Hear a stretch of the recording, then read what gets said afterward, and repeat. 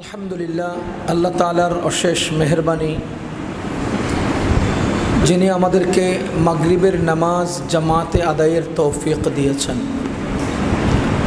শুকরিয়া আদায় করব আলহামদুলিল্লাহ।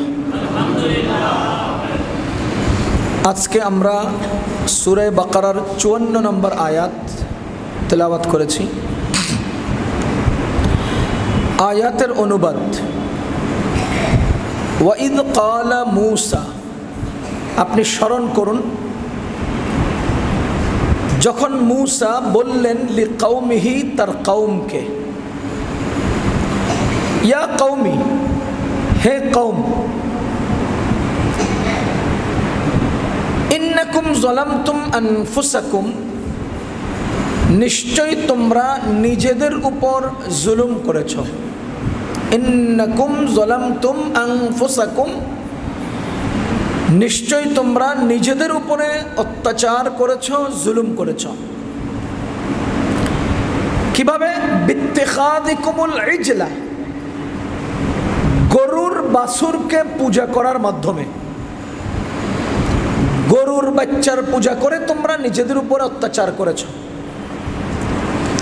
ফাতুবু ইলা বারিইকুম, তোমরা তোমাদের সৃষ্টিকর্তার কাছে তওবা করো। আর ফাকতুলু আনফুসাকুম, তোমাদের মাঝে যারা অপরাধী তাদেরকে হত্যা করে দাও। যালিকুম খায়রুল লাকুম, এটা তোমাদের জন্য কল্যাণকর সাব্যস্ত হবে। ইনদা বারিইকুম, তোমাদের রবের কাছে। ফাতাবা আলাইকুম, এই দুটি কাজ করলে তোমাদের রব তোমাদেরকে ক্ষমা করে দিবেন। ইন্নাহু হুয়াত তাওয়াবুর রহিম, নিশ্চয় তিনি ক্ষমাশীল, তিনি দয়ালু। আমরা একটু অনুবাদটা শুনলাম, এবার শব্দে শব্দে একটু কথা বলি। আগেই আমরা জানতে পেরেছি যে মুসা আলাইহিস সালাম কিতাব আনার জন্যে পাহাড়ে গেছেন। সেখানে আল্লাহ তাকে 40 দিন রাখছেন, এরপরে কিতাব দিয়েছেন। এই 40 দিনে কওমকে দেখাশোনার দায়িত্ব ছিল কার? ওনার ভাই হারুনের। সূরা কাহফের আয়াত থেকে আমরা সূরা তাহার আয়াত থেকে আমরা জানতে পেরেছি যে সামিরি নামে এক লোক জিবরিল আলাইহিস সালামের ব্যবহৃত ঘোড়ার পায়ের নিচ থেকে মাটি তুলে মাটির বানানো গরুর মুখে দিয়ে সেটা থেকে হাম্বা হাম্বা শব্দ বের করে সেটাকে প্রভু এবং মাবুদ বলে মানুষের সামনে উপস্থাপন করেছে। মানুষ সামিরির কথায় বিভ্রান্ত হয়ে রবকে ছাইরা গরুর বাচ্চার পূজা শুরু করছে। এই ছিল ঘটনা। মুসা আলাইহিস সালাম কি বলেন? ইদ ক্বালা মূসা লিকওমিহি, মুসা আলাইহিস সালাম তার কওমকে বলতেছেন, ইয়া কওম, হে কওম, খুব খেয়াল করেন, হে কওম, ইন্নাকুম যালামতুম আনফুসাকুম, তোমরা তোমাদের নিজেদের উপর অত্যাচার করেছো, জুলুম করেছো। ইন্নাকুম যালামতুম আনফুসাকুম, তোমরা তোমাদের নিজেদের উপর জুলুম করেছো। কিভাবে? বিত্তিখাদিকুমুল ইজলা, ওই যে সামিরির বানানো গরুর বাচ্চার পূজা কইরা। সামিরি যে গরুর বাচ্চারে হাম্বা হাম্বা করাইছে আর তোমরা সেটাকে পূজা করছো, এর মাধ্যমে তোমরা কি করেছ? জুলুম করেছ, নিজের উপরে জুলুম করেছ। এখান থেকে একটা সূক্ষ্ম কথা আসে, গরুর বাছুর পূজা করা শিরিক নয়? শিরিক। সুতরাং কিয়ামত পর্যন্ত যে বা যারা শিরিক করে সে নিজের উপরে জুলুম করে। কি বোঝা গেল? কিয়ামত পর্যন্ত যে বা যারা আল্লাহর সাথে শিরিক করে সেই নিজের উপরে জুলুম করে। নিজের উপরে জুলুমের ব্যাপারে কোরআনে আরো এক জায়গা আছে। আদম আলাইহিস সালাতু ওয়াস সালামকে আল্লাহ তাআলা কি বলেছিলেন? এর আগের পৃষ্ঠায় তো আমরা পড়েছি। আদম আলাইহিস সালাতু ওয়াস সালামকে আল্লাহ তাআলা কি বলেছিলেন? ইয়া আদম উসকুন আনতা ওয়া যাওজুকাল জান্নাতা, তুমি আর তোমার স্ত্রী জান্নাতে অবস্থান করো। ওয়াকুলা মিনহা রাগাদান হাইসু শিতুমা, তোমাদের দুজনের যা মন চায় তাই তোমরা খাও, করো, খাও দাও, ফুর্তি করো। তবে ওয়ালা তাকরাবা হাযিহি শাজারা, ওই গাছের কাছে যেও না, যদি যাও ফাতাকুনা মিনাজ জালিমিন, তাহলে তোমরা জালিম সাব্যস্ত হবা। বুঝা গেল আল্লাহ একটা গাছের কাছে যেতে নিষেধ করেছেন, যদি যাও তাহলে কি হবা? জালিম হবা। দেখেন, ফাতালাক্কা আদামু মির রাব্বিহি কালিমাত, আল্লাহর পক্ষ থেকে আদমকে একটা কালিমা শেখানো হয়েছে, দোয়া। ওই দোয়ার মধ্যে আদম কি বলেছেন? রব্বানা যালামনা আনফুসানা, আল্লাহ আমরা নিজেদের উপর জুলুম করেছি। এই যে ফাতাকুনা মিনাজ জালিমিন, তোমরা জালিম হবা, রব্বানা যালামনা, আমরা জুলুম করেছি। আর এখানে কি বলতেছে? ওয়াইদ ক্বালা মূসা লিকওমিহি ইয়া কওমি ইন্নাকুম যালামতুম, তোমরা তোমাদের উপরে জুলুম করেছো। এর অর্থ কি বোঝা গেল? এই আয়াত বিত্তিখাযিকুমুল ইজলা, তোমরা গরুর বাছুরের পূজা করে জুলুম করেছো। আর আদম আলাইহিস সালাম ওই গাছের কাছে গিয়ে জুলুম করেছেন। তার মানে আদম কি শিরিক করেছেন? না, আদম আলাইহিস সালাম শিরিক করেন নাই। মুসা আলাইহিস সালাম যে কওমকে রেখে গেছেন এরা শিরিক করেছেন। তাহলে বুঝা গেল আল্লাহর হুকুম অমান্য করাও জুলুম, আল্লাহর সাথে কাউকে শরীক করাও জুলুম। আদম আলাইহিস সালাম জুলুম করেছেন নিজের উপরে, কি দিয়ে, কি করে? গাছের কাছে গিয়ে, গাছের কাছে গিয়ে গাছের ফল খেয়ে নিজের উপরে জুলুম করেছেন। রব্বানা যালামনা আনফুসানা, সূরা আরাফের আয়াত। আল্লাহ জুলুম করে ফেলেছে নিজেদের উপর। ওয়ালা তাকরাবা হাযিহি শাজারা ফাতাকুনা মিনাজ জালিমিন, দুজনেই জালিম হবা। ইয়া কওমি ইন্নাকুম যালামতুম আনফুসাকুম, হে কওম তোমরা নিজের উপরে জুলুম করেছো। এবার দেখেন, দুই জায়গাতে আমরা পেলাম যে জুলুম করেছে নিজের উপরে। আদম বললেন আমি জুলুম করেছি নিজের উপরে, আবার মুসা আলাইহিস সালাম বললেন হে কওম তোমরা জুলুম করেছো নিজেদের উপরে। তাহলে মুসা আলাইহিস সালাম যে কওমকে বললেন তোমরা জুলুম করেছো নিজের উপরে, এর কারণ কি বলেছে? বিত্তিখাযিকুমুল ইজলা, তোমরা মূর্তির পূজা করেছো, বাছুরের পূজা করেছো। পক্ষান্তরে আদম আলাইহিস সালাম যে নিজের উপরে জুলুম করেছে এর কারণ কি ছিল? ওই গাছের কাছে গিয়েছিল। আল্লাহ শিরিক করতে যেভাবে নিষেধ করেছেন, আল্লাহ যাবতীয় অনেক কাজ গুনাহ সেগুলো থেকে বিরত থাকতেও বলেছেন এবং সেগুলোর কাছে যেতেও নিষেধ করেছেন আল্লাহ। এবার বলেন, আল্লাহর নাফরমানি কার উপর জুলুম? বলেন না, নিজের উপর জুলুম। আল্লাহর সাথে শিরিক করা কার উপর জুলুম? নিজের উপর জুলুম। আল্লাহর নাফরমানি করলে আল্লাহর কি যায় আসে? আল্লাহর কি যায় আসে? আল্লাহর ইতাআত, অনুকরণ, অনুসরণ, আল্লাহর ইবাদত, আল্লাহর কি লাভ হয়? আরে দুনিয়ার কেউ আল্লাহর ইবাদত না করলে আল্লাহর কি লস হবে? দুনিয়ার সবাই ইবাদত করলে আল্লাহর কি লাভ হবে? আল্লাহর রুবুবিয়ত, আল্লাহর কুদরত, আল্লাহর বড়ত্ব সবকিছু তো আপন জায়গায়, সব আপন জায়গায়। আল্লাহ চাইছেন কিছু মাখলুক আমার পূজা করুক, ইবাদত করুক, বন্দেগী করুক, আর আমি এগুলো বানাই এরা আমার আল্লাহ আল্লাহ করুক। আমি এদেরকে বানাই এরা আমার রব রব বলুক। আমি এদেরকে বানাই এরা আমার সামনে সেজদা অবনত হোক। আমি তাদেরকে বানাই এরা আমার কালাম তেলাওয়াত করুক। আমি ওদেরকে বানাই ওরা আমার জিকির করুক। এর পরিপ্রেক্ষিতে আমি আবার এদেরকে ভোগ করার জন্য জান্নাত দিয়ে দিলাম। আমি জান্নাতও বানাইলাম, আমি এদেরকেও বানাইলাম। হেরা আমার ইবাদত করলে আমি এদেরকে জান্নাতও দিয়ে দিলাম। আরে না বানালে কি হতো? আরে না দিলে কি হতো? কি হতো? কি হতো আল্লাহ? বুঝেন নাই? কি হইতো আল্লাহ? কি লসটা হয়ে যেত আল্লাহ তাআলা? আর আমরা ইবাদত করলে আল্লাহর কি লাভ হয়ে যাচ্ছে? সুতরাং নাফরমানি নিজের উপর জুলুম। আর যদি আমি ইবাদত করি, আর যদি আমি আমল করি, দেখেন কোরআনে আল্লাহ বলেন মান আমিলা সালিহান ফালিনাফসি, যে নেক আমল করে সে নিজের জন্য করে। তাহলে আমল করলাম তাও নিজের জন্য, আর নাফরমানি করলাম তাও নিজের উপরে। নাফরমানি করলে নিজের লস, আমল করলেও নিজের লাভ। আল্লাহর লস কোথায়? আল্লাহর লাভ কোথায়? ওই যে ওমর রাদিয়াল্লাহু তাআলা আনহুর ঘটনা আরেকদিন শুনিয়েছিলাম। আল্লাহ তাআলা কোরআনে কারীমে বলেন ইন্নাল্লাহা আশতারা মিনাল মুমিনিনা আনফুসাহুম ওয়া আমওয়ালাহুম বিআন্না লাহুমুল জান্নাহ।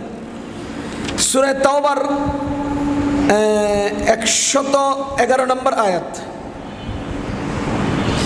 আল্লাহ বলেন ইন্নাল্লাহা আশতারা মিনাল মুমিনিন, মুমিনদের থেকে আল্লাহ ক্রয় করেন। কি ক্রয় করেন? আনফুসাহুম ওয়া আমওয়ালাহুম, নফস এবং মাল, জান এবং মাল। বিনিময় কি দেন? বিআন্না লাহুমুল জান্নাহ, বিনিময় দেন জান্নাত। ক্রয় করেন কে? আল্লাহ। বিক্রি করেন কারা? মুমিনরা। কাদের থেকে কিনেন? মুমিনদের থেকে। কি? জানমাল, বিনিময় জান্নাত।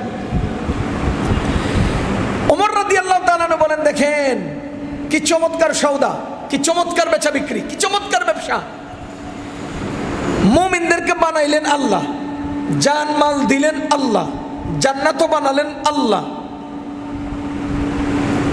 ক্রয় করলেন কে? আল্লাহ। তো আল্লাহ মুমিন বানালেন, আল্লাহ মুমিনরে জানমালও দিলেন, আল্লাহ আবার অন্যদিকে জান্নাতও বানালেন। এর বিনিময়ে মুমিনদের থেকে জান্নাত জানমালও কিনলেন, এদেরকে দিয়ে দিলেন জান্নাত। তো মুমিনের পুঁজিটা কই? মুমিন কি দিল? বুঝেন নাই? মুমিন কি দিল? আমি যদি আমার ফ্যাক্টরির তৈরি জিনিস হইতাম, তাহলে আল্লাহর বানানো জান্নাতের বিনিময়ে আমার সাথে বিক্রি হতো। আমার মনে করেন আমি বানাইছি, আমি তৈরি করেছি আলু, আপনার কাছে আছে টাকা, আপনি টাকার বিনিময়ে আলু কিনলেন, দুইজন দুই জায়গায়। কিন্তু আল্লাহ নিজেই বানালেন, আল্লাহ নিজেই জানমাল দিলেন, আল্লাহ নিজেই জান্নাত বানালেন, আল্লাহ আবার কিনলেন। আমি কি দিলাম? কিছু না।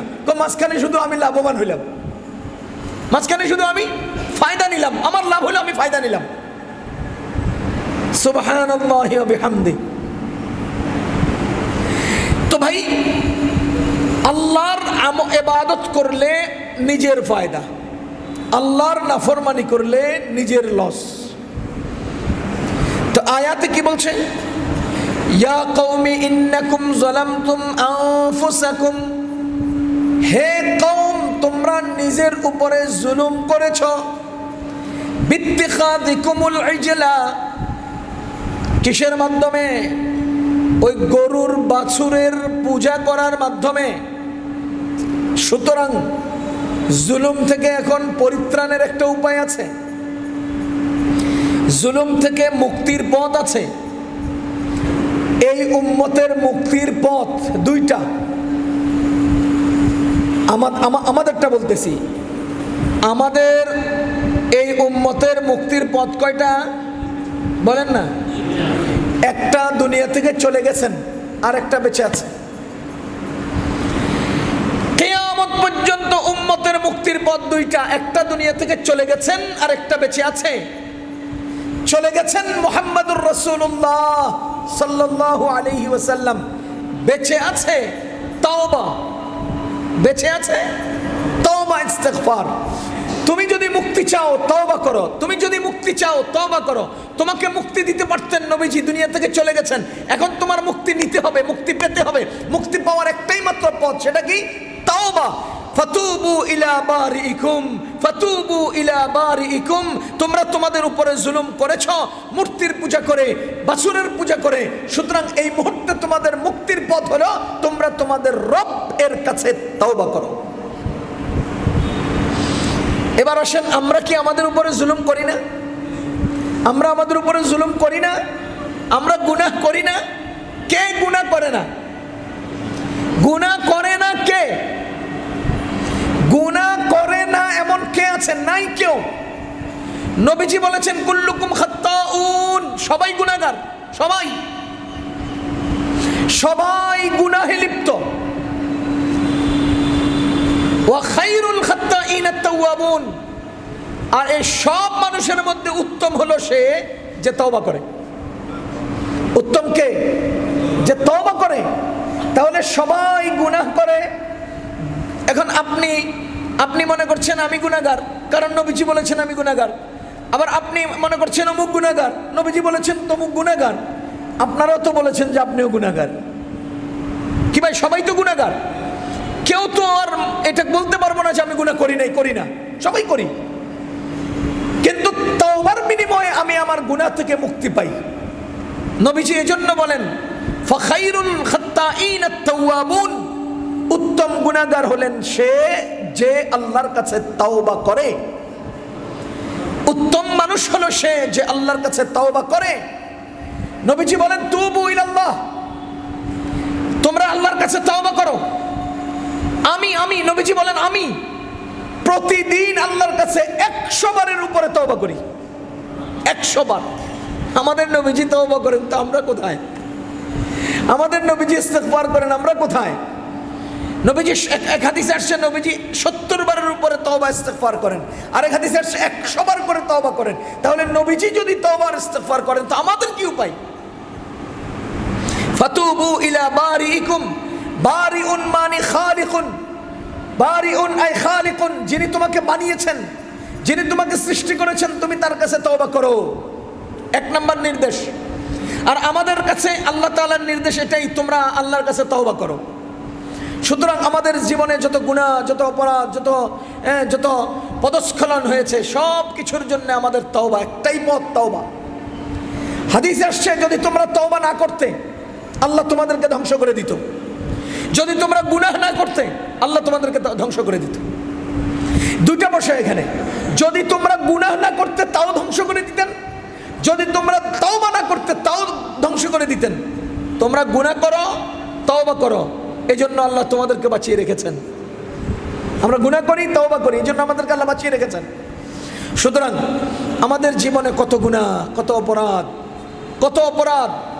অনেকেই আমরা নার্ভাস হয়ে যাই, অনেকে আমরা যৌবনের অনেক গুনাহের কথা মনে করে হয়রান হয়ে যাই। আমি জীবনে কত কিছু করেছি। আমাদের নবীজি বলেন নো, কোনো চিন্তার কারণ নেই। আত্তাইবু মিনাজ যামবি কামান লা যামবালা, যে ব্যক্তি গুনাহ থেকে তওবা করে সে মানসিকভাবে এমন পরিচ্ছন্নতা অনুভব করতে হবে যে সেই ব্যক্তি জীবনে গুনাহ করেই নেই। চিন্তা করেন, ওই যে আমরা কম্পিউটারের মধ্যে অ্যান্টিভাইরাস দেই না, অ্যান্টিভাইরাস। গুনাহ হলো ভাইরাস, তওবা হলো অ্যান্টিভাইরাস। গুনাহ কি? ভাইরাস, তওবা অ্যান্টিভাইরাস। আমাদের নবীজি বলেন আত্তাইবু মিনাজ যামবি, তওবাকারী গুনাহ থেকে এমন ভাবে অ্যান্টিভাইরাস ব্যবহার করলো কামান লা যামবালা, কেমন জানি তার জীবনের আমলনামার হার্ড ডিস্কে কোনো গুনাহ নামক ভাইরাস নাই। বুঝে গেছে? আল্লামা তকি উসমানী সাহেব রাহমাতুল্লাহ দামাত বারাকাতুহুম এই হাদিসের আলোকে বর্ণনা দিতে গিয়ে বলেন, শোনো, কেউ গুনাহ করার পরে তওবা করার পরে, কেউ গুনাহ করে তওবা করার পরে সে যেন জীবনে কল্পনাও না করে যে আমার সেই গুনাহ হয়েছিল, মানে আমি গুনাহটা করিই নাই। কামান লা যামবালা, লা লাইন অফ জিন্স, লা line of jeans, line of jeans সমস্ত আইটেমকে বাতিল করে। লা যামবা লাহমানি, ওই ব্যক্তির গুনাহ নামক কোনো জিনিস আমল নামায় ছিলই না, ছিলই না। তাহলে তোমার ছিলই না, তুমি আবার মনে আনবা কেন যে আমার ছিল? আরে তুমি তো এমন পরিষ্কার হয়েছে যে তোমার ছিলই না, তাহলে তোমার 10 বছর আগে কৃত এই অপরাধের জন্য তুমি কেন নিজেকে নিজে এত দুর্বল মনে করছো? আমার আল্লাহ তো তোমাকে মুছে দিয়েছেন, তো নাই নাই যা নাই তার ব্যাপারে তুমি কল্পনা করবা কেন? বুঝা গেল আমাদের আল্লাহ আমাদের তওবা কবুল করবে নই, করবে নই। আমাদের আল্লাহ আমাদের তওবা কবুল করবেন নই, অবশ্যই কবুল করবেন। উদউনি আস্তাজিব লাকুম, আমাকে ডাকো আমি ডাকে সাড়া দেব, আমাকে ডাকো আমি ডাকে সাড়া দেব। আমার কাছে তওবা করো, আমি তোমাদের তওবা কবুল করব। কার ঘোষণা? আল্লাহর ঘোষণা। আর আল্লাহ ওয়াদা খেলাফ করেন না। আল্লাহ আমাদেরকে ওয়াদা দিয়ে আবার আড়ালে হারিয়ে যান না। আল্লাহ আমাদেরকে ডেকে আমাদেরকে আবার কাছের থেকে সরিয়ে দেন না। ওয়ামান আসদাকু মিনাল্লাহি হাদিসা, আল্লাহর চেয়ে সত্য বলার আর কে আছেন? সুতরাং আমরা অপরাধ করি, আমাদের অপরাধের খবর আমাদের আল্লাহ জানেন, আমাদের আল্লাহ আমাদেরকে ক্ষমাও করে দেন। আয়াতের মধ্যে আসছে ইয়া ইবাদি, দেখেন দেখেন একটু বিশ্লেষণ করলে বুঝবেন। ইয়া হে ইবাদি, আমার পেয়ারা বান্দা, হে আমার বান্দা। বান্দা কারে কয়? বান্দা কাকে হয়? মুহাম্মাদুর রাসূলুল্লাহ আল্লাহর বান্দা নন? ওয়া আশহাদু আন্না মুহাম্মাদান আবদুহু ওয়া রাসূলুহু আল্লাহর বান্দা না? সুবহানাল্লাযী আসরা বিআবদিহি লাইলাম মিনাল মাসজিদিল হারাম ইলাল মাসজিদিল আকসা, আমাদের নবীজিকে বান্দা বলে আল্লাহ আয়াত নাযিল করেছেন না? ওয়া ইন কুনতুম ফি রাইবিম মিম্মা নাযালনা আলা আবদিনা, আমাদের নবীজিকে বান্দা বলে আল্লাহ আয়াত নাযিল করেছেন না? করেছেন। আর এখানে ডাকতেছে ইয়া ইবাদি, হে আমার বান্দা, বান্দারা। কোন আইটেমের বান্দা, কোন ধরনের বান্দা? কাদেরকে আল্লাহ বান্দা বলছেন? আল্লাযীনা আসরাফু আলা আনফুসিহিম, আল্লাযীনা আসরাফু আলা আনফুসিকুম, হে আমার বান্দা যারা নিজেদের উপরে ইসরাফ করেছো, বাড়াবাড়ি করেছো। তার মানে যারা জিন্দেগিতে একবারও আল্লাহকে আল্লাহ বলে ডাকো নাই। খেয়াল করেন, নিজের উপরে বাড়াবাড়ি কারা করছে? যারা জিন্দেগিতে একবারও তার রবকে রব বলে স্বীকার করে নাই, যারা তার রবকে একবারও আল্লাহ বলে ডাকে নাই, এমন বান্দাদেরকে আল্লাহ কিভাবে ডাকতেছেন? ইয়া ইবাদি, হে আমার প্রিয় বান্দা। এ ভাই, আমি অত্যাচারী, আমি জালিম, আমি গুনাহগার, আমি নাফরমান, আমারে আমার আল্লাহ ডাকতে পারতেন, এই জালিম তওবা কর, আমি তোরে মাফ করে দেব, পারতেন না? আমি তো জালিম, আমার এই জালিম তওবা কর, আমি মাফ করে দেব, এভাবে তো বলতে পারতেন না। আল্লাহ কিভাবে বলেন? ইয়া ইবাদি, হে আমার বান্দা, তুমি আমার একবারও ডাকো নাই, তাই না? তুমি আমার একবারও ডাকো নাই, তাই না? আল্লাযীনা আসরাফু আলা আনফুসিকুম, নিজের উপরে জুলুম করছো, তাই না? নিজের উপরে বাড়াবাড়ি করে ফেলছো, তাই না? সারা জীবন মদ খাইছো, তাই না? অনেক অন্যায় অবিচারে লিপ্ত ছিল, তাই না? একদম অন্যায়ের গহ্বরে নিক্ষিপ্ত হয়েছো, তাই না? সবকিছুর পরেও শোনো, লা তাকনাতু মির রাহমাতিল্লাহ, তুমি আমার রহমত থেকে নৈরাশ হইও না। ফা ইন্নাল্লাহা ইয়াগফিরুয যুনুবা জামিআ, তোমার জীবনের শুরু শেষ সমস্ত গুনাহ আমি মাফ করে দেব। তুমি কত গুনাহ করতে পারো? আরে তুমি কত গুনাহ করতে পারো? তুমি তো বান্দা। বলেন তুমি কি বান্দা? আমি তো আল্লাহ, আরে আমি তো রব, তুমি তো বান্দা। সারা দুনিয়ার সমস্ত মাখলুকাতের সামনে তোমার কদ্দুর গঠন, তোমার শরীরটা কত বড়? বলেন না আমার শরীরটা কদ্দুর? আরে বলেন না আমার দৌড়ের সীমারেখা কদ্দুর? আমি এখান থেকে এক দৌড় দিলে কত কত মিটার, কত কিলোমিটার দৌড়ে যেতে পারবো একাত্রে? বলেন না 2 কিলোমিটার, এরপর তো আমি ক্লান্ত হয়ে যাব। আরে আমি গুনাহ করতে করতে করতে করতে কতক্ষণ? আমি মদ খাইতে খাইতে কদ্দুর? আমি জেনা করতে করতে কদ্দুর? আমি জুলুম করতে করতে কদ্দুর? আমার তো একটা সীমা আছে। আমার তো অসীম গুনাহ করার ক্ষমতা নাই, আমার তো অসীম দৌড়ানোর ক্ষমতা নাই, আমার তো অসীম মদ খাওয়ার ক্ষমতা নাই, আমার তো অসীম জুলুম করার ক্ষমতা নাই। আমার আল্লাহর অসীম গুনাহ ক্ষমা করার ক্ষমতা আছে। তাহলে তুমি কদ্দুর গুনাহ করে যাইবা? ও বান্দা, তুমি গুনাহ করে কদ্দুর যাইবা? এখান থেকে গুনাহ করতে করতে মতিঝিল পর্যন্ত যাইবা? এখান থেকে অত্যাচার করতে করতে তুমি হয়তো কাশপুর পর্যন্ত যাইবা? মদ খাইতে খাইতে হয়তো তুমি 3 কিলোমিটার 3 লিটার মদ খাইয়া লেবা? জেনা করতে করতে তুমি 2, 4, 10, 50, 100, 500 নারীর সাথে অন্যায় করে ফেলবা। তাও তো লিমিট আছে, আনলিমিটেড তো না, সীমা আছে, অসীম তো না। আর আমি আল্লাহ তোমার তুলনায় কত বড়, কত মহান, কত মহান, কত মহান। তো তোমার মতো গুনাহগাররে ক্ষমা করতে আমার কতক্ষণ লাগে? ইয়া ইবাদি, হে আমার বান্দা, আল্লাযীনা আসরাফু আলা আনফুসিকুম, যারা তোমাদের জুলুম করতে করতে একেবারে সীমা ছাড়িয়ে গেছো, অত্যাচার করেছো, ইসরাফ করেছো, লা তাকনাতু মির রাহমাতিল্লাহ, আমার রহমত ওয়াসিআত কুল্লা শাই ওয়া রাহমাতি ওয়াসিআত কুল্লা শাই। আমার আল্লাহ বলেন আমার রহমত সব কিছুতে পরিব্যাপ্ত হয়ে আছে। সবকিছুকে ঘিরে রেখেছে কে? আল্লাহর রহমত। সুতরাং তুমি আমার রহমত থেকে নৈরাশ হইও না। ইন্নাল্লাহা ইয়াগফিরুয যুনুবা জামিআ, তোমার জিন্দেগীর সব গুনাহ আমি ক্ষমা করে দেব, সব গুনাহ আল্লাহ ক্ষমা করে দিবেন। সুতরাং গুনাহ করার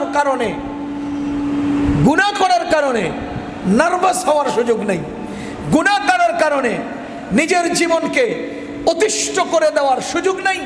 গুনাহ করার কারণে আল্লাহর রহমত থেকে নৈরাশ হওয়ার সুযোগ নাই। গুনাহ হয়ে গেছে, মানুষ তো গুনাহ করবে, আর গুনাহ তো মানুষই করবে, মানুষ গুনাহ করবে, আল্লাহ ক্ষমা করবেন। আচ্ছা আপনারা বলেন, এই যে টাইলস লাগায় যারা, তাদেরকে কি বলে? টাইলস মিস্ত্রি। বলেন, কারেন্টের কাজ করে যারা, তাদেরকে কি বলে? আপনি কি কারেন্টের কাজ পারেন? আপনার কি কারেন্ট মিস্ত্রি কয়? উদাহরণ দিতেছি। আপনি কি রাজের কাজ পারেন? আপনার কি রাজমিস্ত্রি কয়?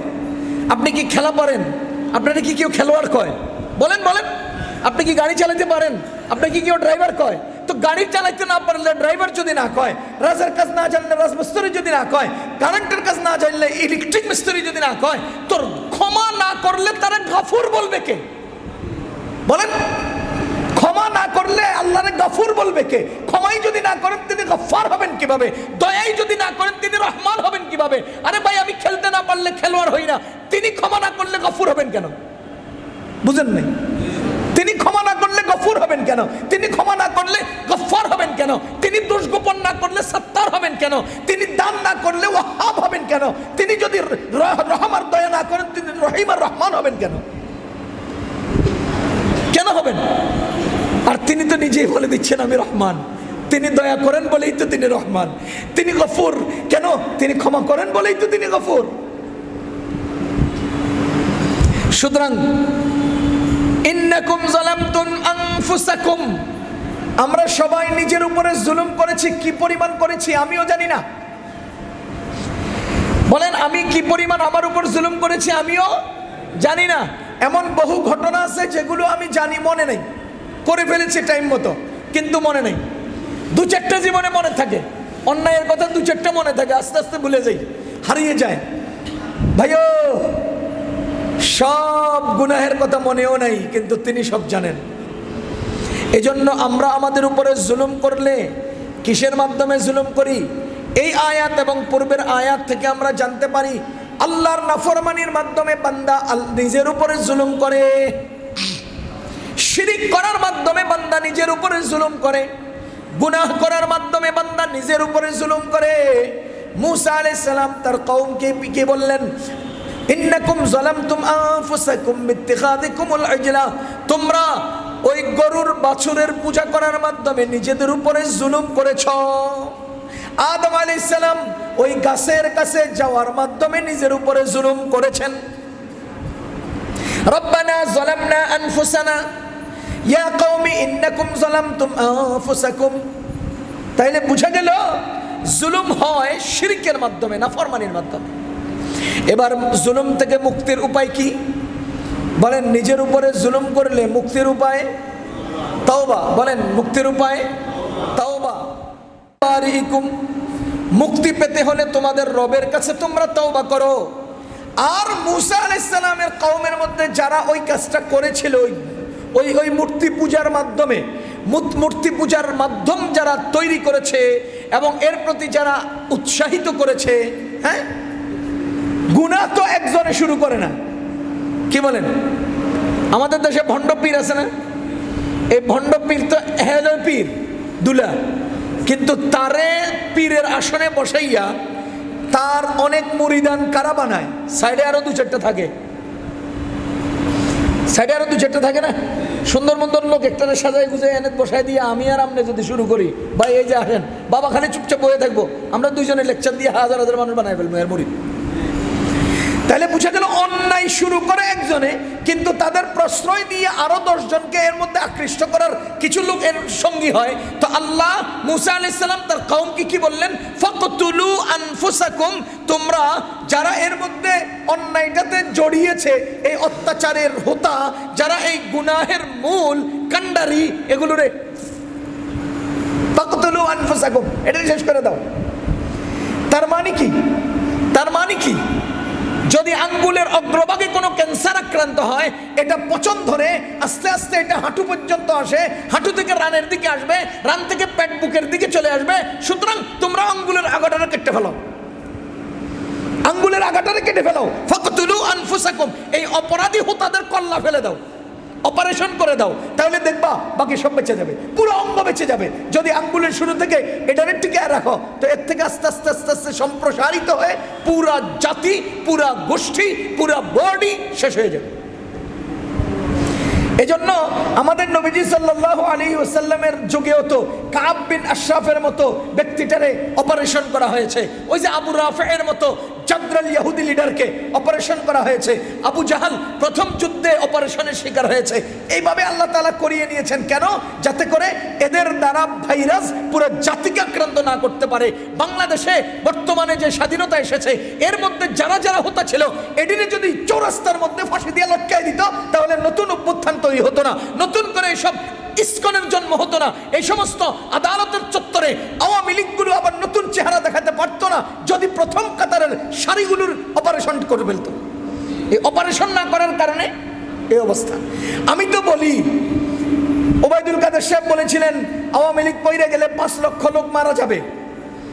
আমাদের বাংলাদেশের লোক সব সময় ধৈর্যের পরিচয় দিছে। 5 লক্ষ না 5,000ও মরে নাই। এই যে মরে নাই, যে এই জন্য এটি লাফায়। আমার কাছে মনে হইতেছে লাফাইতে লাফাইতে এমন এক জায়গায় যাইব, পাবলিকে ঠিক এড়ে মারবো।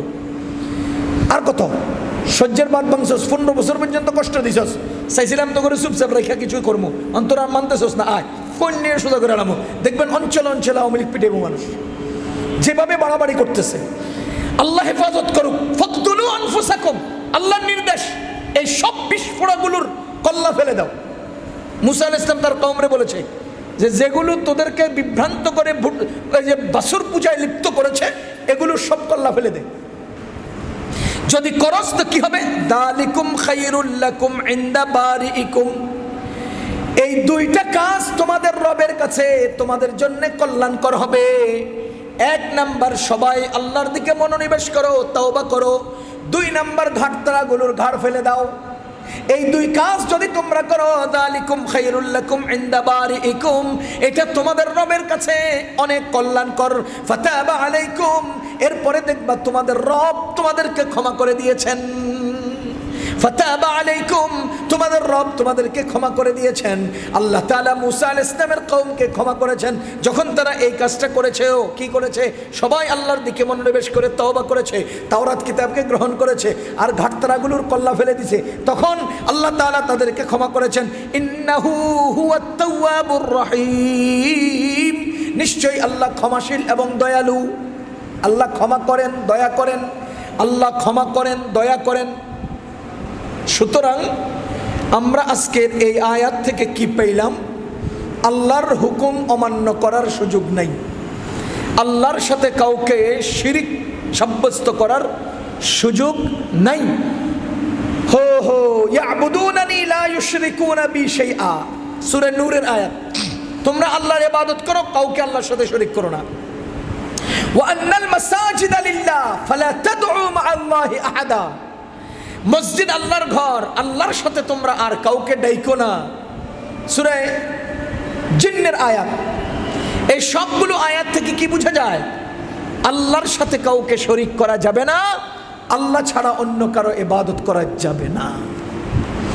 এজন্য ভাই আমরা শিরিক থেকে বেঁচে থাকবো, শিরিক থেকে বেঁচে থাকবো। শিরিক, আল্লাহ তাআলা শিরিক পছন্দ করেন না, আল্লাহ তাআলা শিরিক পছন্দ করেন না। ইন্নাল্লাহা লা ইয়াগফিরু আন ইউশরাকা বিহি, আল্লাহ কিন্তু শিরিক ক্ষমা করবেন না। ওয়া ইয়াগফিরু মা দুনা যালিকা লিমান ইয়াশা, এই ছাড়া যা গুনাহ আছে আল্লাহ চাইলে ক্ষমা করে দিবেন। এটার উদাহরণ হলো দুনিয়াতে শিরিক, আখিরাতে শিরিক।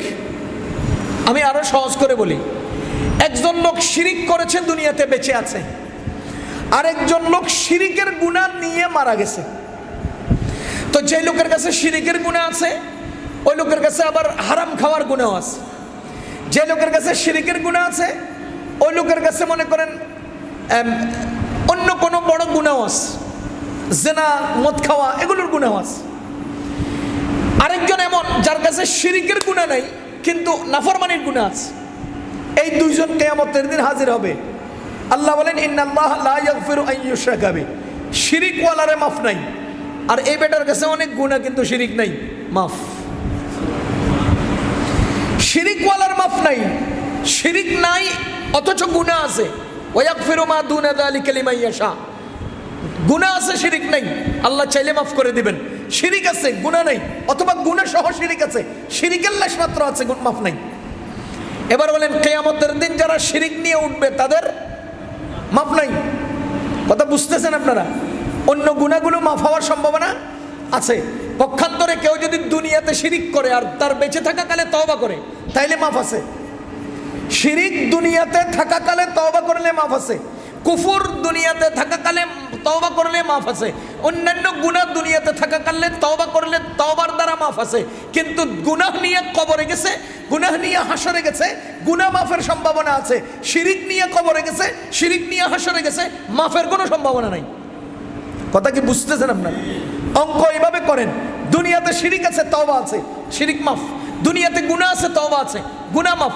কিন্তু দুনিয়ার থেকে তওবা নাই, গুনাহ নিয়ে মরে গেছে, তওবা নাই, শিরিক নিয়ে মারা গেছে, শিরিকওয়ালার মাফ নাই, গুনাহওয়ালার মাফ আছে। মাফ থাকতে পারে, মাফ সম্ভাবনা আছে। আল্লাহ বলেন ওয়াগফিরু মা দুনা যালিকা লিমান ইয়াশা, শিরিক ছাড়া অন্যগুলো আমি মাফ করে দিতে পারি। এজন্য শিরিক নিয়ে মরা যাবে না, শিরিক নিয়ে মরা যাবে না, শিরিক নিয়ে মরা যাবে না, শিরিক বাদ দিয়ে মরতে হবে। গুনাহ দুই একটা থাকলে আল্লাহ মাফ করে দিবেন, দিতে পারেন, দিবেন। ওয়াগফিরু মা দুনা যালিকা লিমান ইয়াশা আল্লাহ বলেছেন। সুতরাং আমরা শিরিক করব না। শিরিক অত্যন্ত খারাপ, অত্যন্ত খারাপ। কেমন খারাপ জানেন? আল্লাহ বলেন ইন্নামাল মুশরিকুনা নাজিস, যারা শিরিক করে এরা নাপাক, যারা শিরিক করে এরা নাপাক। আপনাদের জানা মতে শুয়োর পাক না নাপাক? কোন না? শুয়োর না পাক না নাপাক? যারা শিরিক করে এরা শুয়োরের মতো নাপাক। আরে আশ্চর্য কথা, যারা শিরিক করে এরা শুয়োরের মতো নাপাক। আহা, ইন্নামাল মুশরিকুনা নাজিস, নিশ্চয়ই মুশরিকরা নাপাক। যাদেরকে বন্ধু বানাইতেছেন এরা নাপাক। আমি তো মনে করি মুসলমান হিন্দুদের দিয়ে চুলও কাটাইতে উচিত না, কারণ এরা নাপাক। নাপাক আমার মাথা কেন স্পর্শ করবে? নাপাক আমার বডি কেন স্পর্শ করবে? নাপাক আমার কান কেন স্পর্শ করবে? নাপাক আমার গায়ের উপর আবার খুর কেন চালাবে? কোন নাপাক দিয়ে চুল কাটানো ঠিক না। আমার যেটা বুঝ বলে, কেন আপনি নাপাক দিয়ে চুল কাটেন? আপনাদের জানা মতে নাপাক পণ্য দিয়ে, নাপাক জিনিস দিয়া, গোবর দিয়ে ঢিলা করা যায়? নাপাক দিয়ে ঢিলা করা যায়? তো যেই নাপাক দিয়া ঢিলা করা যায় না, সেই নাপাক দিয়ে চুল কাটান কেমনে? আরে নাপাক দিয়ে তুমি ঢিলাই করা যায় না, চুল কাটাবো কিভাবে? নাপাক দিয়ে তো আমরা ঢিলাও করি না, এর লোকে বন্ধুত্ব করবো কিভাবে? নাপাক দিয়ে তো আমরা ঢিলাও করি না, এর সাথে আবার দুস্তি কিসের? ইন্ডিয়া প্রীতিবাদ দেন, ভারত প্রীতিবাদ দেন, হিন্দু প্রীতিবাদ দেন। আমার আল্লাহ বলেন হিন্দুরা নাপাক, মুশরিকরা নাপাক, আর মুসলমান নাপাক দিয়ে ঢিলা করা জায়েজ নাই। সুতরাং তাদের সাথে বন্ধুত্ব করার কোনো সুযোগ নেই, কোনো সুযোগ নেই। যদি মানুষ হয় আর মুসলমান হয়, অন্তরে মুশরিকরা নাপাক, নাপাকের প্রতি ঘৃণা থাকতে হবে, ঘৃণা থাকতে হবে। আল্লাহ শিরিক করব না, বলেন আমরা শিরিক করব না, ইনশাআল্লাহ শিরিক করব না, শিরিক করব না। শিরিক কিসের? আবার মাথা উঁচু থাকবে, আমাদের মাথা থাকবে উঁচু, আমাদের দিমাগ থাকবে উঁচু, আমাদের চিন্তা থাকবে উঁচু, আমাদের ইবাদত থাকবে উঁচু, আমাদের আকীদা থাকবে উঁচু। আমরা কারো সামনে মাথা নত করার লোক না। জীবন চলে যাবে, কি হবে? শিরিক করা যাবে না। তো বিত্তিখাযিকুমুল ইজলা, যদি আমরা মূর্তি পূজা করি, যদি আমরা সুফিয়া পূজা করি, যদি আমরা ভাস্কর্য পূজা করি, তো কি করলাম? নিজেদের উপরে জুলুম করলাম। বলেন কি করলাম? নিজেদের উপরে জুলুম করলাম। নিজের উপরে জুলুম করবেন না, নিজের উপরে জুলুম করা যাবে না। রব্বানা যালামনা আনফুসানা, ওই যেই ফাতালাক্কা আদামু মির রাব্বিহি কালিমাত, যে কালিমাত আদমকে আল্লাহ শিখিয়েছেন, আর ওই কালিমাতের দোয়া করে আর যে আদম আলাইহিস সালাম মুক্তি পেয়েছেন, সেই কালিমাতকে মুনাজাতে শরীক করব। রব্বানা যালামনা আনফুসানা ওয়া ইল্লাম তাগফির লানা ওয়া তারহামনা লানাকুনান্না মিনাল খাসিরিন। আমাদের মুসা আলাইহিস সালাম তার কওমকে কি বলেছেন?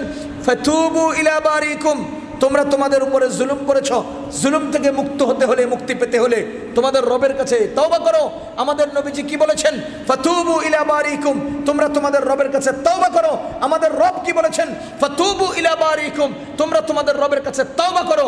সুতরাং জীবনের গুরুত্বপূর্ণ আমলের একটা অন্যতম আমল বানান আমরা তওবা করব। তওবা, প্রতিনিয়ত তওবা, সকাল বিকাল তওবা, 5 ওয়াক্ত নামাজের পরে তওবা, রাত্রিকালীন তওবা, যখন একা একা বসে থাকবো তওবা, তওবা, আয় আল্লাহ তওবা, তওবা করেছি আল্লাহ মাফ করে দেন।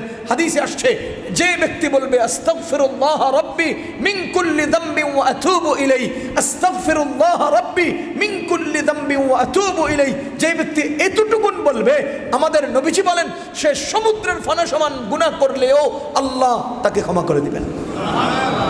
আস্তাগফিরুল্লাহ রাব্বি মিন কুল্লি যামবিন ওয়া আতুবু ইলাইহি, দিলের গহীন থেকে আল্লাহকে সাক্ষী রেখে তওবা করেন, আস্তাগফিরুল্লাহ রাব্বি মিন কুল্লি যামবিন ওয়া আতুবু ইলাইহি। ইনশাআল্লাহ আমাদের আল্লাহ আমাদেরকে ক্ষমা করবেন, আমাদের আল্লাহ আমাদেরকে ক্ষমা করবেন, ক্ষমা করবেন।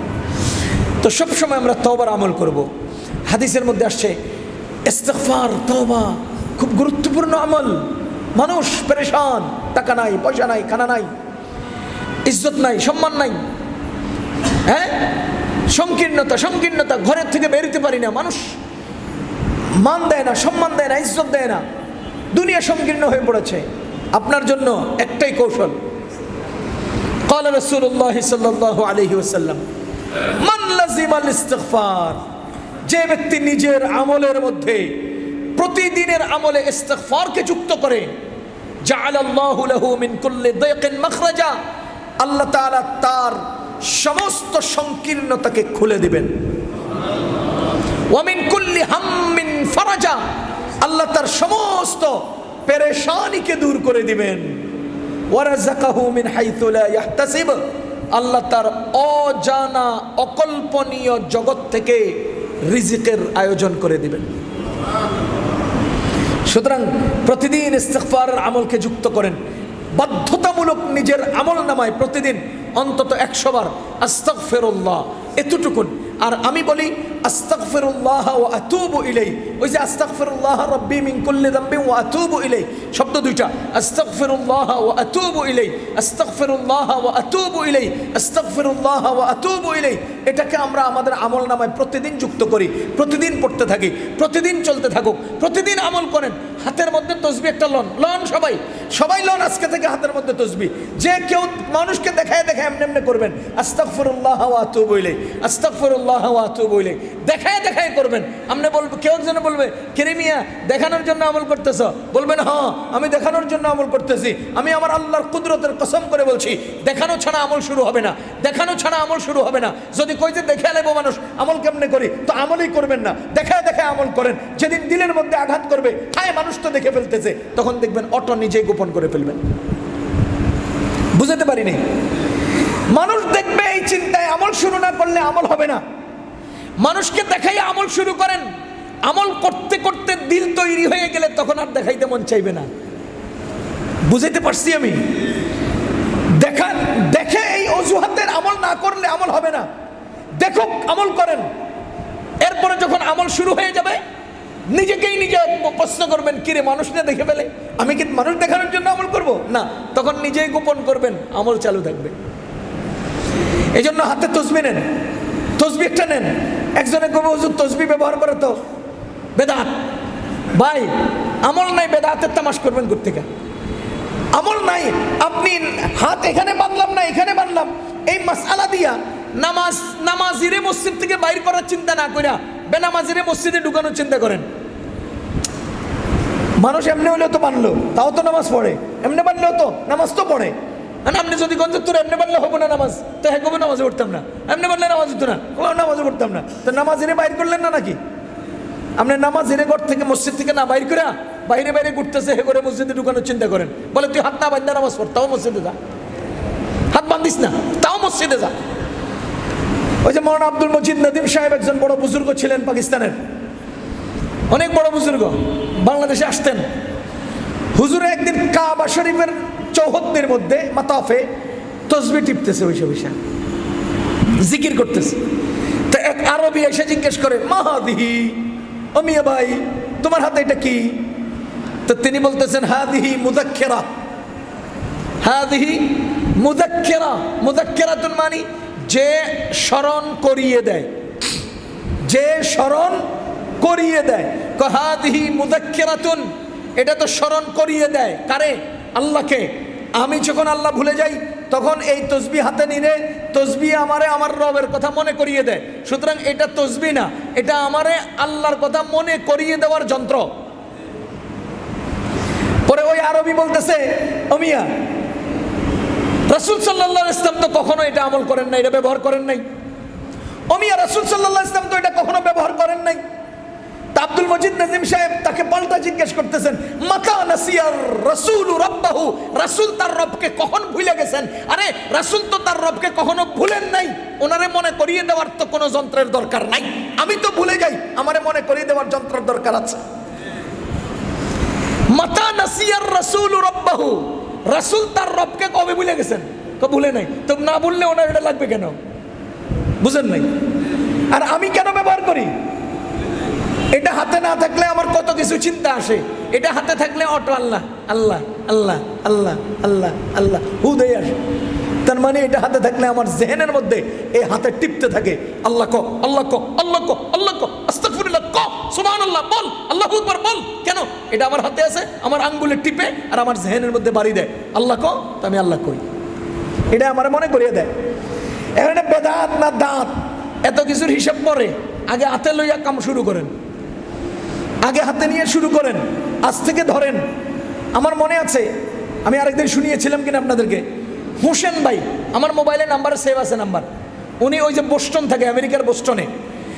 তো আরেকদিন বলছিলাম, হোসেন ভাই পেনসিলভেনিয়াতে একটা তাবলিগের ইজতেমা, তো গেলাম তাবলিগের ইজতেমায়, বিশাল হল রুম, অনেক বড়, এখানে বড় বড় এরকম কনফারেন্সগুলো হয়। তা আমি এক গাছের নিচে দাঁড়ায় রয়েছি, হোসেন ভাই আমার দেখা হতভম্ব, কিরে ইউটিউবে যে লোকরা দেখি, সবসময় ইউটিউবে দেখি, এই লোক এখানে করতে গেল, আমার ধৈর্য হামসা করে কতক্ষণ মায়া আদর করছে, কতক্ষণ পর্যন্ত আশ্চর্যান্বিত হয়েছে, হুজুর আপনি এখানে করতে গেলেন। আচ্ছা, তো এই যে ভালোবাসাটা, মহাব্বতটা বলতে বলতে সে আমার কাছে নিজের পারিবারিক সমস্যার কথা বলল। বলে যে হুজুর আমার বউটা আমার কথা শুনে না। হ্যাঁ রে, আমি আমেরিকা আনছি, এখন কোন এখানে না আত্মীয় স্বজন আছে না কেউ আছে, আছে খালি বউ একটা। হ্যাঁ, যদি কথা না শুনে বাড়িতে ভাল লাগে, কিছু ভাল লাগে, শান্তি আর পাই না। ও আমার কথা শুনে না, আমার ঘাউড়ামি করে। আমি এদিক দেখলে হ্যাঁ এদিক যায়, আমি ঘরে গেলে আরেক দিক থেকে বয়ে থাকে, আমার খোঁজখবর নেয় না, আমি নিজে নিজে করে খালি, এই অবস্থা। এখন নিয়ত করছে ওরে ছাইরা আরেকটা বিয়ে করলাম। চিন্তা করেন, হ্যাঁ বউ এটা ছেড়ে দিয়ে আরেকটা বিয়ে করবো, এবং কাকে বিয়ে করবো সেটাও নাকি ঠিক করে ফেলছে। আমার থেকে নাম্বার নিয়ে প্রয়োজনে জিজ্ঞেস করতে পারবেন, তাহকিক করতে পারবেন আমার কথাগুলো। সে হোসেন ভাইকে আমি বললাম যে আপনার কাছে তসবিহ আছে? কজি আছে। আমি হাতে লন নিচে পরে আমি বললাম পড়া শুরু করেন, আস্তাগফিরুল্লাহ ওয়া আতুবু ইলাইহি, আস্তাগফিরুল্লাহ ওয়া আতুবু ইলাইহি, আস্তাগফিরুল্লাহ ওয়া আতুবু ইলাইহি, আস্তাগফিরুল্লাহ ওয়া আতুবু ইলাইহি। আমি একটা গাড়িতে প্রায় আধা ঘন্টা পর অথবা 20 মিনিট পর গাড়ি একটাতে উঠছি, নিউ ইয়র্কে চলে আসবো পেনসিলভেনিয়া থেকে। সেখান থেকে আরো 40-45 মিনিট পর সে আমারে ফোন করছে। গাড়িতে উঠার 40-45 মিনিট পর গাড়িতে উঠছি আমি, তাকে বিদায় দেওয়ার প্রায় 20-25 মিনিট বা আধা ঘন্টা পর, তাহলে সব মিলে হয়তো ঘন্টাখানিক পর সে আমারে ফোন করে, হুজুর কি মন্ত্র শিখাইলেন? আমি কি কিছে? আমার বউ আমারে ফোন দিয়া মাপ চাইতেছে। আমার বিবি, আমার ওয়াইফ আমাকে ফোন করে ক্ষমা চাচ্ছে। যে মহিলা আমার লগে কথা কয় না, আমি তারে ছেড়ে আরেকটা বিয়ে করার প্ল্যান করে ফেলতেছি, সেই মহিলা আমার মাত্র 1 ঘন্টা 1.5 ঘন্টার ব্যবধান, সে আমার কি বলে যে আপনি কি মন্ত্র শিখাইলেন? কি হয়েছে? আমার বিবি আমারে ফোন দিয়ে ক্ষমা চাচ্ছে। তা আমি বললাম আপনি কি কইছেন? আমি তো হতভম্ব হয়ে গেছি যে এই লোককে আমার কাছে মাপ চায়। আমি বললাম 10 মিনিট পরে আপনি আবার ফোন দিবেন, ফোন দিয়ে সালাম দিবেন আগে, কারণ সালাম ভালোবাসার জন্ম দেয়, সালাম দিলের ভিতরে তুফান তৈরি করে, সালাম অন্তরের কালিমা বিদূরিত করে, সালাম প্রতিপক্ষের প্রতি আকর্ষণের জন্ম দেয়, আকর্ষণ তৈরি করে। সালাম সবচেয়ে শক্তিশালী আমল ইসলামে। যে সালাম আপনার আমার আমাদের সর্বোচ্চ সৌন্দর্য, দুজনের মুখোমুখি হওয়ার সবচেয়ে সুন্দর একটা পদক্ষেপ। দুনিয়ার আর কেউ দিতে পারে নাই, কেউ দিতে পারবে না, কেউ না। ইংরেজিতে গুড মর্নিং কয় কখন? সকালে। গুড ইভিনিং কয় কখন? কখন? সন্ধ্যায়। তো গুড মর্নিং তার মানে শুভ সকাল। ঘটনার চক্রে সেই সকালবেলা তুফান আর বজ্র, সেই সকালবেলা তুফানে সব উড়ে এনে, আর আপনার লোকে দেখা গুড মর্নিং, ও বাবা তুফানে সব নিয়ে যেতেছে, আপনি কোন গুড মর্নিং। ওয়াও, এটা কি পরিবেশের সাথে আপনার বক্তব্যের সাথে খাপ খাইলো? কিন্তু আপনি বলেন সুখে আছেন আসসালামু আলাইকুম, দুঃখে আছেন আসসালামু আলাইকুম, বজ্র নাজিল হচ্ছে আসসালামু আলাইকুম, তুফানে সব উড়িয়ে নিচ্ছে আসসালামু আলাইকুম। এর চেয়ে সুন্দর সেরা খাপ খাওয়া দোয়া আর কি হতে পারে? আল্লাহ আমাদেরকে এমন জিনিস দান করছেন, যাহা হোক সালাম দিবেন, এরপর আপনি আবার ফোন দিবেন, দিয়ে জিজ্ঞেস করবেন খানা খাইছ, এরপর শুধু দুইটা কথা বলবেন, খানা খাইছ, নিজের দিকে খেয়াল রেখো, এটাকে ফোন কেটে দিয়েন, আধা ঘন্টা পরে আবার ফোন দিবেন। দেখবেন এই ফোন আদান প্রদান আর সালাম আদান প্রদানে অটোমেটিকলি সেই স্ত্রী আপনার মুরিদ হতে বাধ্য হবে। তো ভাই আস্তাগফিরুল্লাহ ওয়া আতুবু ইলাইহি, এই আমলটা বাড়াই, ইনশাআল্লাহ আল্লাহ দুনিয়া ঠান্ডা করে দিবেন, পেরেশানি দূর করে দিবেন, রিজকের আয়োজন করে দিবেন, গুনাহ খাতা মাফ করে দিবেন, এবং সমস্ত সংকীর্ণতা আল্লাহ দূর করে দিবেন। আল্লাহ আমাদেরকে আমল করার তৌফিক দান করুন, বেশি পরিমাণে আল্লাহর কাছে তওবা করার তৌফিক নসিব করুন। সুবহানাল্লাহি ওয়া বিহামদিহি, সুবহানাকাল্লাহুম্মা ওয়া বিহামদিকা, আশহাদু আল্লা ইলাহা ইল্লা আনতা আস্তাগফিরুকা ওয়া আতুবু ইলাইক।